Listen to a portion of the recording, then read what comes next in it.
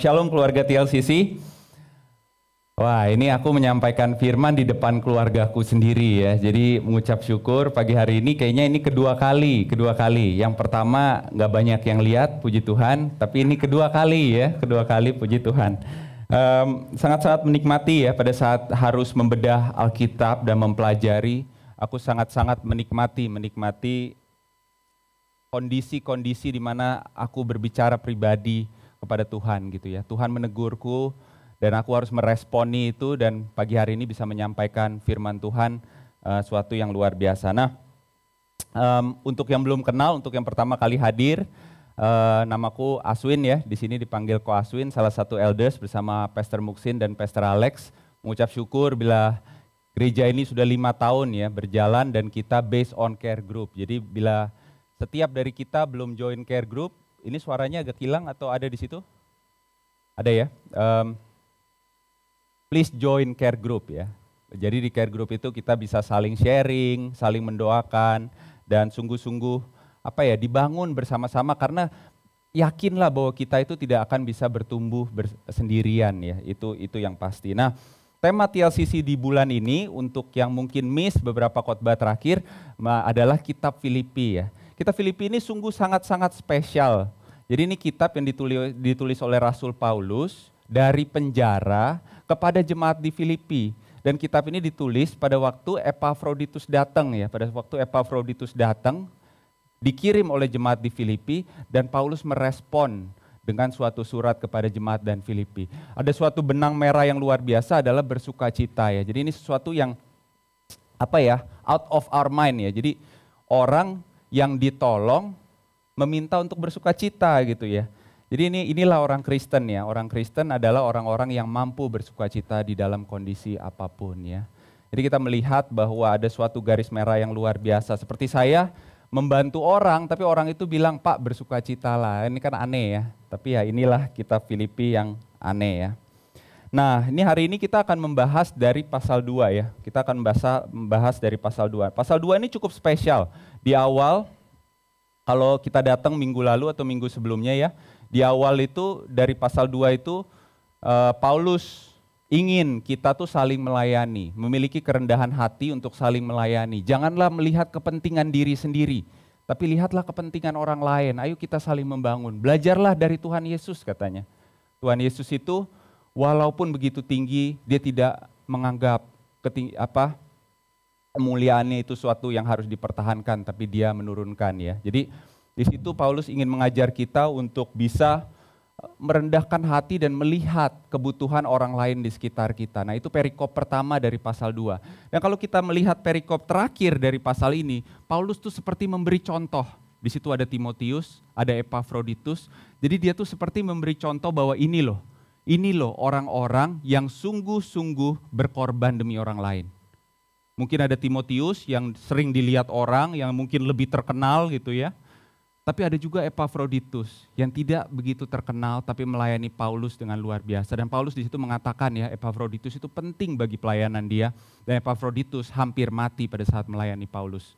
Nah, hari ini kita akan fokus kepada perikop kedua. Perikop kedua ini menjadi suatu perikop yang menyambungkan gitu ya. Pertama adalah ayo kita melayani sesama kita. Lalu dia beri contoh-contoh, lalu ada garis merah di tengah ya. Jadi seperti ini loh introduction, kenapa sih kita tuh harus bisa melayani orang lain, harus bisa menjadi terang dimanapun kita berada ya. Nah, perikop 2 ini suatu ekspektasi dari seorang Kristen. Sebagai seorang Kristen tuh ekspektasinya apa sih kira-kira seperti itu ya. Nah, mari kita membaca firman Tuhan kita dari Filipi 2 ayat 12, silakan dibuka ya bila ada yang membawa Alkitab. Hari ini perikop kedua dari ayat ke-12 sampai ayat ke-15 ya. Cukup pendek. Saya taruh di situ, kalau bisa dilihat kita akan bareng-bareng aja membaca karena tidak terlalu panjang, tapi kalau misalnya tidak bisa dilihat silakan buka di handphone masing-masing ya. Jadi Filipi 2 ayat 12. Ayo 3, 2, 1. Hai saudara-saudaraku yang kekasih, kamu senantiasa taat. Karena itu tetaplah kerjakan keselamatanmu dengan takut dan gentar, bukan saja seperti waktu aku masih hadir, tetapi terlebih pula sekarang waktu aku tidak hadir. Karena Allah lah yang mengerjakan di dalam kamu baik kemauan maupun pekerjaan menurut kerelaannya. Lakukanlah segala sesuatu dengan tidak bersungut-sungut dan berbantah-bantahan, supaya kamu tiada beraib dan tiada bernoda, sebagai anak-anak Allah yang tidak bercela di tengah-tengah angkatan yang bengkok hatinya dan yang sesat ini. Sehingga kamu bercahaya di antara mereka seperti bintang-bintang di dunia. Amin. Nah, itulah ayat kita yang akan kita kupas pada hari ini. Jadi bintang-bintang di dunia, the light of the earth. The light of the earth. Itulah suatu ekspektasi yang diberikan Paulus kepada setiap dari orang Kristen. The light of the earth. Bintang-bintang di dunia, ya. Nah, aku pengen cerita ya. Pada saat aku mempelajari perikop 2 ini, hari Selasa lalu, aku seperti biasa pagi-pagi itu selalu bangun pagi, makan pagi, lalu nunggu koran datang, lalu baca koran gitu ya. Jadi kalau ada dari kita yang kayak, old school banget baca koran, tapi aku menikmati baca koran itu. Mungkin turunan ya, karena papa dulu selalu baca koran, jadi aku merasa kayak harus baca koran juga deh gitu, biar kayak papa gitu ya. Tapi pada saat baca koran itu, aku menikmati aja waktu sendiri. Jacqueline tahu ya, mungkin di depan rumah aku kadang buka baca koran gitu ya. Nah, teman-teman Jacqueline yang datang juga kadang-kadang bilang, aduh suami kamu tuh old school banget masih baca koran gitu ya. Dan aku buka halaman pertama, Kompas hari Selasa, bisa dilihat ya. Di kiri atas itu ada suatu acara pemakaman yang luar biasa dahsyat. Ada suatu gereja Anglikan yang megah dan ada seorang ratu yang sedang dalam prosesi pemakamannya. Ada pendetanya khotbah dan bunga-bunga, mungkin jutaan bunga ada di sebelah. Dan Ratu Elizabeth, jasadnya akan dibawa ke perhentian terakhir pada hari itu juga, itu hari Selasa ya. Dan aku berpikir kepada diriku, di situ dikatakan ada misa yang sudah berlangsung di gereja Anglikan tersebut. Dan aku berpikir, apakah itu terang dunia? Masuk ke koran paling depan. Ada foto gerejanya yang begitu megah, ada foto ribuan orang, termasuk juga ada beberapa tamu-tamu undangan, presiden-presiden pada berdatangan, juga ada beribu-ribu orang Inggris ya pada datang dan ada di pinggiran dari jalan menuju ke pemakaman terakhir Ratu Elizabeth. Apakah begitu terang dunia? Lalu aku lihat lagi di sebelah kanan, halaman utama juga, ada seorang Kristen, namanya datang dari Injil, ya, dari salah satu kitab Injil. Dan kabarnya pribadi ini mengirimkan uang ke Singapura yang besarnya sepertiga dari dana pembangunan provinsinya. Kabarnya dia didakwa dengan pencucian uang gitu ya.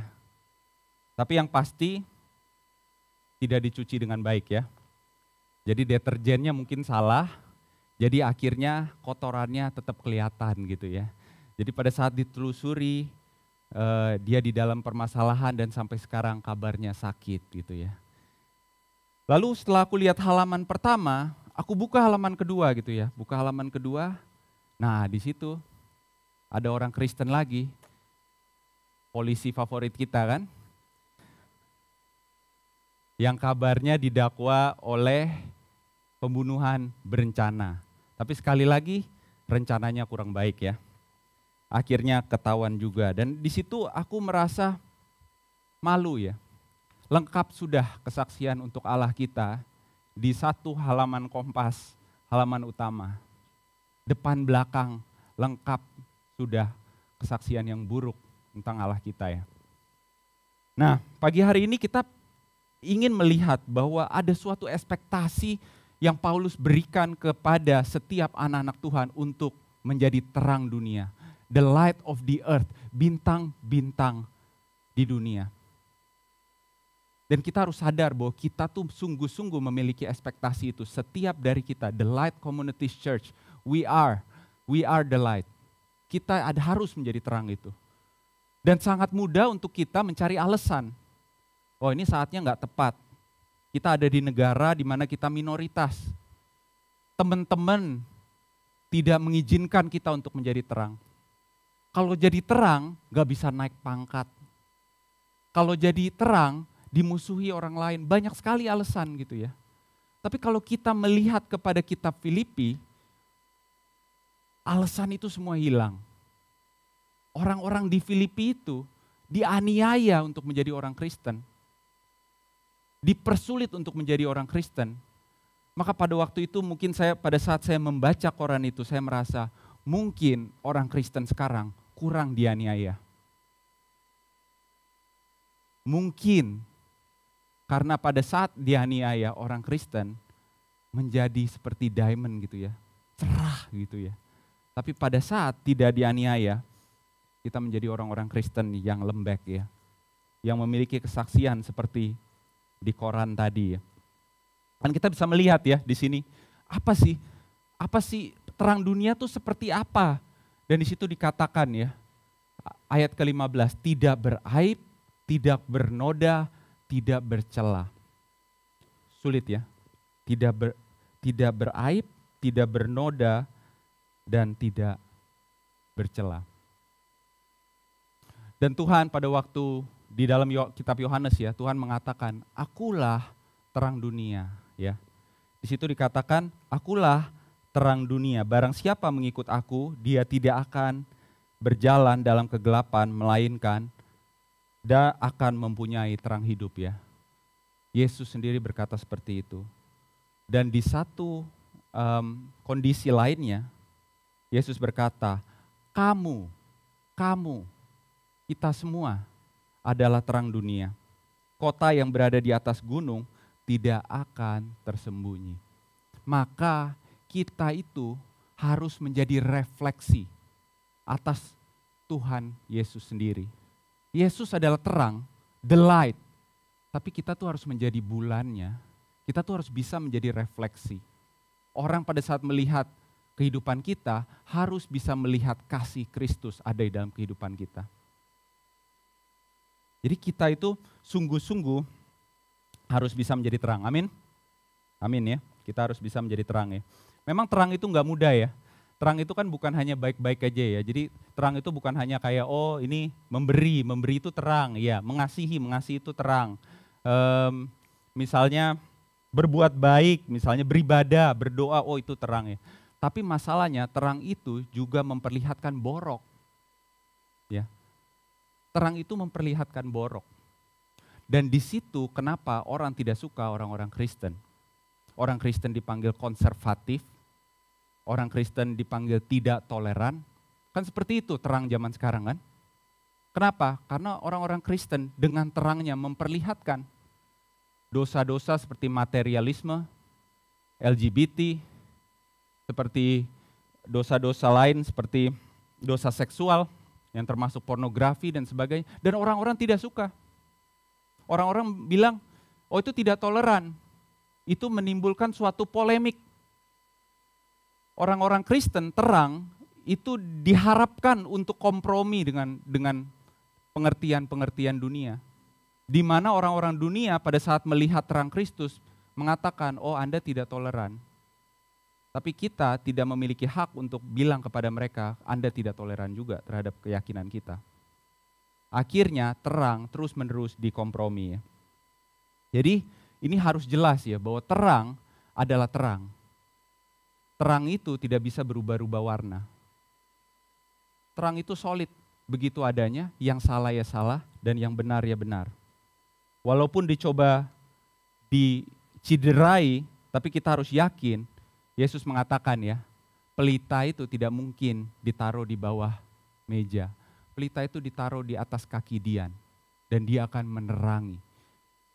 Kita harus yakin bahwa kita akan dipakai Tuhan secara luar biasa. Amin. Kita yakin itu ya. Jadi kalau kita sudah yakin kita akan menjadi terang, kita memiliki ekspektasi dalam kehidupan kita bahwa ayo dong, aku nih harus jadi terang. Nggak bisa kalau nggak jadi terang. kalau kita dengan pergaulan kita begini lalu kita begini, lalu kita di tempat kerja kita begini, kalau misalnya di gereja kita begini. No, kita bukan terang. Ya. Kalau di belakang orang kita ngomongnya berbeda, di depan orang kita ngomongnya berbeda, no, kita bukan terang. Terang tuh bukan begitu. Terang itu, terang ya terang. Nggak bisa kiri, nggak bisa kanan. Kalau salah dia jelas, kalau benar dia jelas. Kita harus menjadi terang itu ya.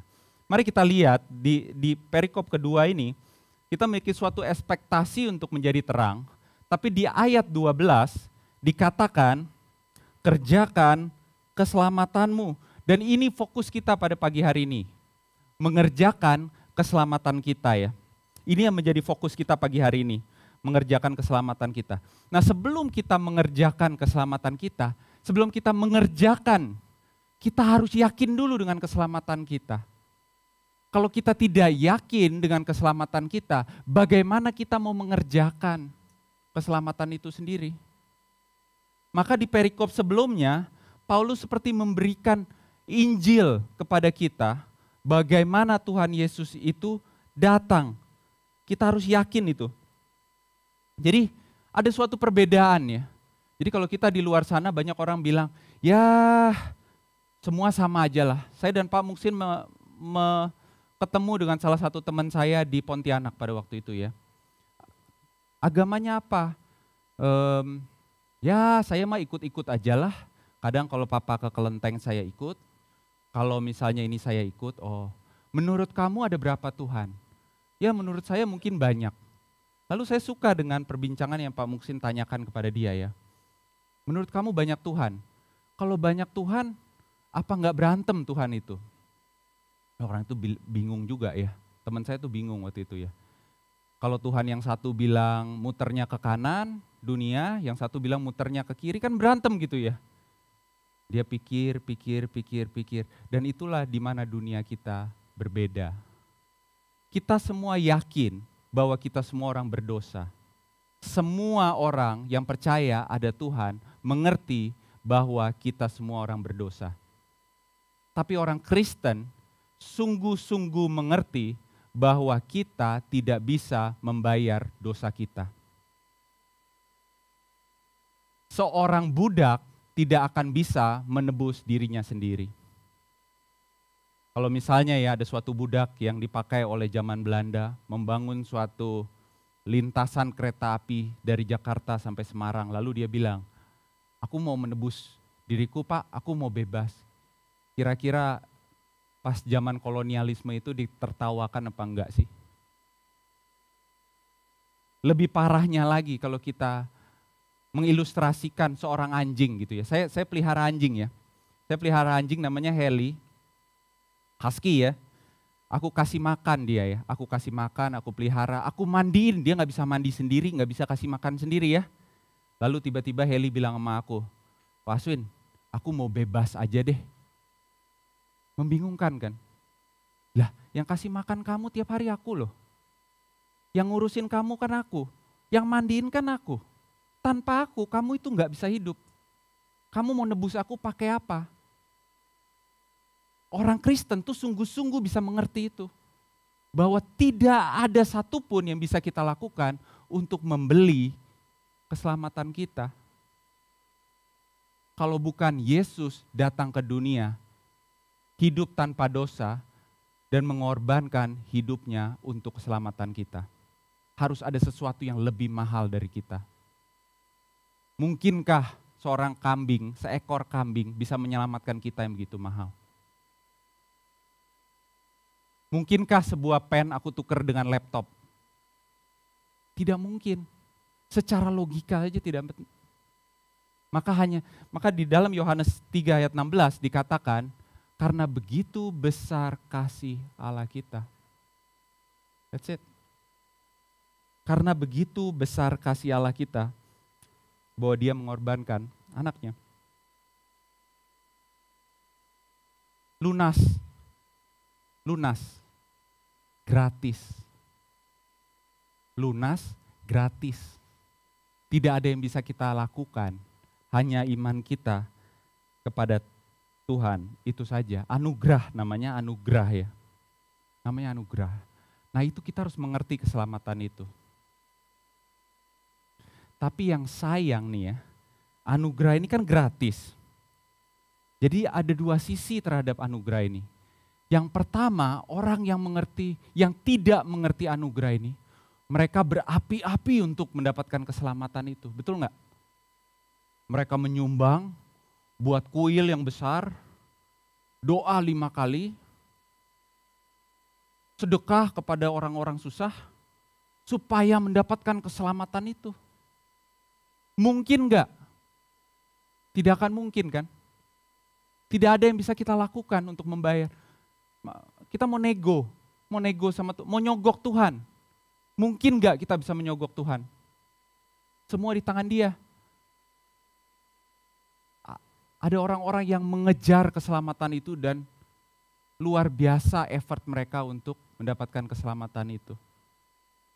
Tapi sayangnya banyak orang-orang Kristen yang mengerti Injil itu, anugerah gratis, menjadi orang-orang Kristen yang lembek, yang lemes, yang lembek, yang kalau mau ibadah disesuaiin aja sama jam pergi ke mall. Ya kan? Yang boro-boro mengasihi orang lain, peduli aja sama orang lain tuh enggak. Memberi itu susahnya setengah mati. Kayak kesannya duit itu bukan datang dari Tuhan. Menyampaikan kabar baik itu sulit, kadang-kadang. Yang kalau kudus itu hanya kalau dilihat orang aja, ya gitu-gitu aja. Ya kalau kita masuk care group, melayani, ya itu hanya orang-orang yang sok kudus gitu di gereja. Kalau saya nggak usah, saya hidup sendiri aja, yang penting keren-keren aja gitu. Kalau di depan temen oke, di sini oke, semua oke. Akhirnya anugerah menjadi jebakan buat kita. Orang-orang Kristen yang memiliki suatu ekspektasi tinggi, akhirnya bernegosiasi dengan Tuhan. Wah kalau anugerah begitu gratis, berarti anugerah itu murahan. Berarti saya tuh bisa setengah-setengah kalau melayani. Nggak perlu all out. Kan udah gratis.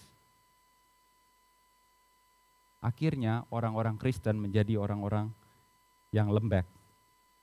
Seperti bumerang ya, kalau misalnya di Australia itu ada bumerang itu, kalau dilempar ya, katanya bisa, kalau zaman dulu ya orang aborigin itu bisa bunuh kanguru pakai bumerang itu ya. Nah enaknya bumerang itu kalau dilempar dia balik gitu ya. Walaupun sebenarnya aku belum pernah lihat yang dilempar balik sampai ke kita, nggak pernah. Tapi ya berhentilah gitu ya, tidak terus menerus, jauh lah, capek mungkin gitu ya. Jadi kalau kita melihat ya, seperti bumerang, kita lempar tapi balik lagi ke kita. Anugerah itu gratis, enak, tapi menjadi jebakan buat kita pribadi. Maka dari itu kalau kita melihat di Filipi 2 ini, ada suatu kata di mana Paulus itu mengatakan, kerjakan dong.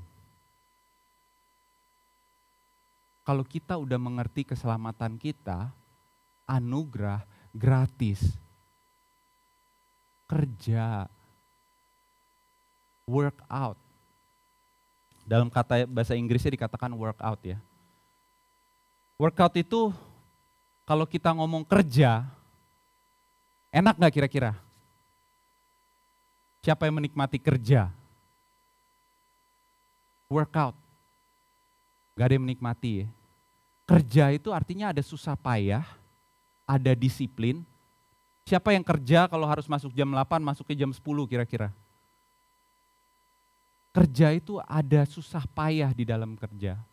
Maka Paulus mengatakan kerjakan keselamatanmu. Ada suatu pekerjaan yang harus kita lakukan. Jangan jadi orang Kristen yang selamat aja. Paulus ingin mengatakan kepada kita, kerja, harus kerja. Jadi kalau kita lihat suatu hobi misalnya ya. Dulu istriku, Jacqueline, suka baking kue ya sebelum menikah gitu ya. Sebelum menikah dia baking kue, dia senang sekali tiap berapa hari dia baking kue di rumah, kuenya keluar ini, keluar itu, keluar ini gitu ya. Lalu dibuatlah bisnis gitu ya, jadi pekerjaan. Rasanya nggak enak, karena hobi tidak bisa menjadi pekerjaan gitu ya. Ada yang suka masak, saya yakin di sini. Bu Susan suka masak ya. Suka masak, wah menikmati masak itu. Coba masak buat 1.000 orang, rasanya gimana? Itu kerja namanya. Benar ya? Hobi dan kerja tidak bisa jadi satu. Maka Paulus di sini mengatakan, kerjakan keselamatanmu. Ada susah payah di dalam keselamatan kita. Bukan artinya kita mendapatkan, kita udah harus yakin itu ya. Tapi ada suatu permintaan dari Paulus untuk kita mengerjakan keselamatan kita. Permintaan dari Tuhan Yesus kita yakin ya. Nah, setiap Sabtu saya workout dengan anak-anak walaupun sering bolos akhir-akhir ini ya. Untuk yang mau workout silakan hubungi kami. Setiap hari Sabtu pagi jam 9 kita workout di Taman Discovery ya. Jadi ada hubungi nomor nanti ya, bisa langsung ngomong sama Bu Ruth. Kita ada workout gitu ya. Nah, workout kalau di sini kan Paulus bilang work out your salvation gitu ya, kerjakan keselamatanmu. Tapi kalau hari Sabtu itu kita benar-benar workout gitu ya. Nah, workout itu kalau kita bolos 2 kali aja ya, kalau kita bolos 2 kali, kita workout itu ya, itu di belakang itu kita bisa lihat ya, termasuk saya minggu lalu itu kita udah mulai bengong-bengong. Oksigennya kurang, udah mulai nguap-nguap. Ada yang teler di situ, ada yang tiduran, dan ada yang udah nggak bisa mikir, semua kayak bloon-bloon gitu ya, kayak bingung gitu, karena nggak biasa latihan ya. Tapi kalau kita sudah mengerjakan workout itu setiap minggu, 3 minggu aja, itu rasanya enak. Kalau udah habis workout badannya seger, pegel-pegel hilang, dan kalau miss itu rasanya nggak enak. Karena otot-otot itu semua sudah terbentuk dan sudah biasa. Itulah workout. Kalau kita kerjakan terus-menerus, awalnya pasti nggak enak.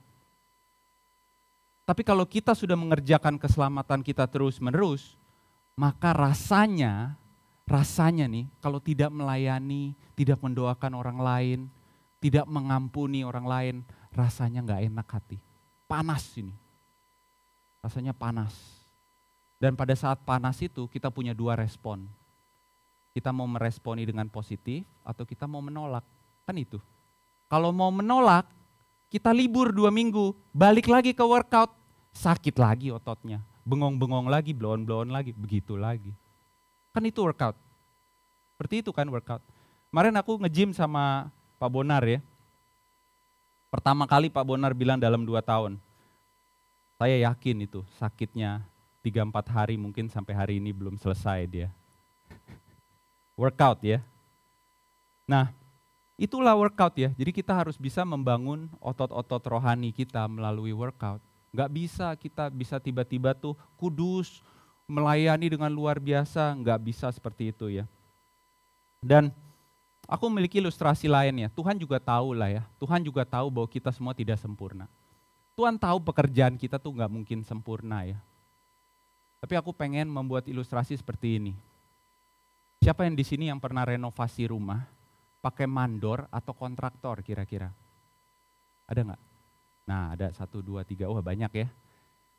Kira-kira kalau kita merenovasi rumah itu DP atau lunas? DP ya. Kenapa DP? Wah dicicil lagi, 0% pakai BCA, mengerti ya. Kenapa DP? Oh ya. Mungkin tukangnya tiba-tiba pulang ke Jawa, itu kan paling biasa ya. Tukangnya lagi pulang ke Jawa, Pak. Terus nggak beres, tukang udah pergi, bener kan? Cacat, kerjaan, apalagi kira-kira, kenapa kita DP? Duitnya kepake, kira-kira gitu kan ya? Berarti kalau kita pengen kerja, itu ada banyak resiko gitu ya. Nah begitulah pekerjaan-pekerjaan kita di depan Tuhan. Ada yang kira-kira Tuhan takut gak sih? Ini kerjaan gak beres nih. Jangan-jangan setengah jalan dia hilang. Ada yang hilang dari pelayanan? Banyak? Jangan-jangan kerja setengah jalan nih. gak beres kerjaan. Kira-kira seperti itu enggak? Tapi Tuhan bayar lunas kan di depan. Kenapa dia gak DP? Dia tahu kerjaan kita gak beres kan? Saya mikir kepada diri saya gitu ya. Karena begitu besar kasih Allah, dia lunasi di depan. Dia gak pernah mikir, oh si Aswin nih, kalau gue lunasin nih, kerjaannya pasti gak beres. Dia gak mikir gitu. Tuhan kita itu adil dan sempurna. Setia kepada kita. Dia lunasi di depan, dia tidak mikir ke belakang. Dia tahu pekerjaan kita banyak cacat. Tapi saya pengen kita puter. Saya pengen kita puter cara pandang kita. Kita jadi tukang, mandor. Udah dibayar lunas. Masa sih gitu cara kita bayar Tuhan? Masa sih udah dilunasin nih, masa sih kita kerja setengah-setengah? Masa sih kita kasih Tuhan itu hal-hal yang gak sempurna? Coba kita pikirkan gimana kita ngomel sama kontraktor. Pikir, kita ngomelnya kayak gimana sih? Kayak gini aja gak bisa Pak. Ini kan tembok mestinya rata. Rata dong. Kalau enggak saya enggak lunasi gitu kan. Kita balik. Tuhan udah kasih kita lunas. Masa sih kerjaan kayak gitu yang kita kasih Tuhan? Kerjaan-kerjaan yang enggak beres. Sebagian dari kita pergi meninggalkan pekerjaan seperti itu. Mendoakan orang susah. Datang ibadah susah, hitung-hitungan. Masa sih kita sampai kayak gitu sama Tuhan? Kalau itu sudah dibayar lunas, coba kita ambil dari posisi kita. Apa sih? Jadi ayo dong ya, give your best gitu ya. Paulus ingin mengatakan pada kita, give your best. Kerjakan keselamatanmu. Kalau udah selamat, jangan kasih pekerjaan yang cacat kepada Tuhan. Ya kita tahu, Tuhan tahu ya, pekerjaan kita tidak sempurna. Tapi kasih dong 100%. Masa kasih 20%, 30%. Lalu kita happy seperti itu ya. Saya ingin menutup khotbah kita pagi hari ini. Saya minta pemusik untuk naik bersama-sama dengan saya. Dan saya ingin kita mereview kembali di ayat 12 dan ke-14, bisa tolong ditayangkan kembali. Di sini ada beberapa hal yang luar biasa ya. Di sini dikatakan di ayatnya yang ke-12, di situ dengan takut dan gentar bukan saja seperti aku masih hadir, tetapi terlebih pula sekarang waktu aku tidak hadir. Bukan pas dilihat orang, kita mengerjakan keselamatan kita bukan waktu kita dilihat orang. Karena Allah lah yang mengerjakan di dalam kamu baik kemauan maupun pekerjaan menurut kerelaannya. Karena Tuhan yang mengerjakan melalui kita. Bukan karena kita hebat, Tuhan yang melakukan di dalam kehidupan kita.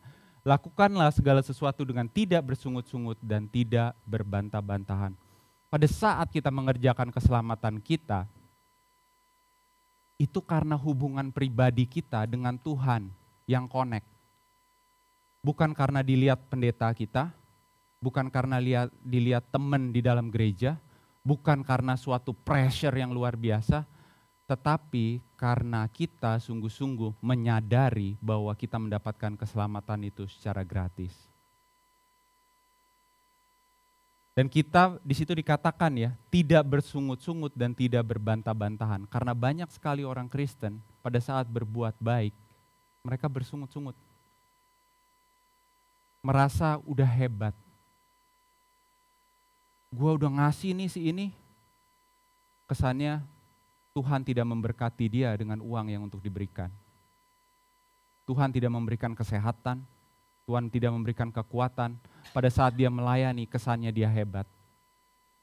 Tapi di sini Paulus ingin mengatakan kepada kita, bila kita bisa mendoakan orang lain, mengunjungi orang lain, melayani di dalam care group dimanapun, itu karena Tuhan yang memakai kita. Dan kita harus ingat, Tuhan bisa memakai kita, Tuhan bisa memakai orang lain. Gak harus kita.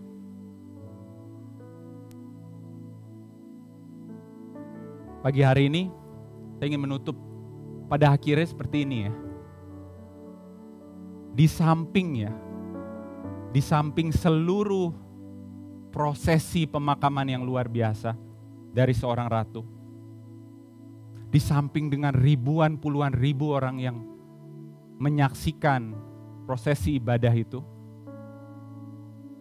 di samping jutaan bunga yang ada di jalan menuju pemakaman itu,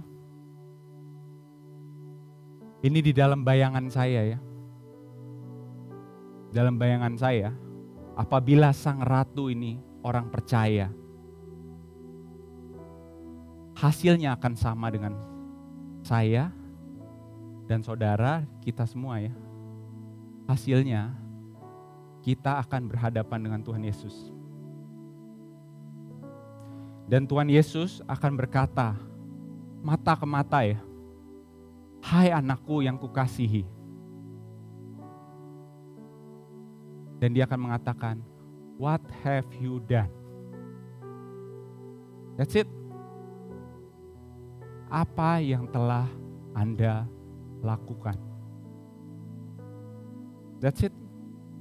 Tuhan Yesus nggak bilang teman kamu lakuin apa, saudara kamu lakuin apa, anak kamu lakuin apa. Tuhan Yesus nggak akan bilang begitu.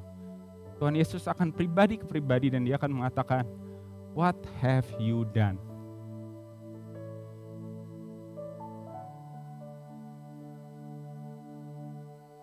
Keluarga The Light Community Church,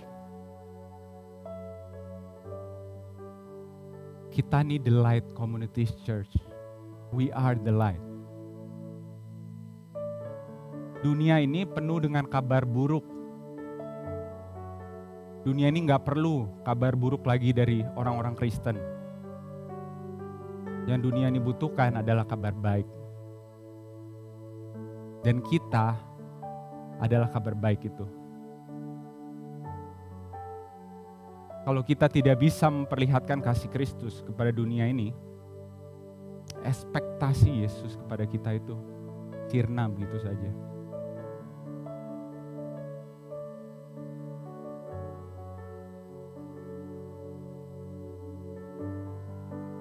Mari kita tunduk kepala, kita mengintrospeksi diri kita pagi hari ini.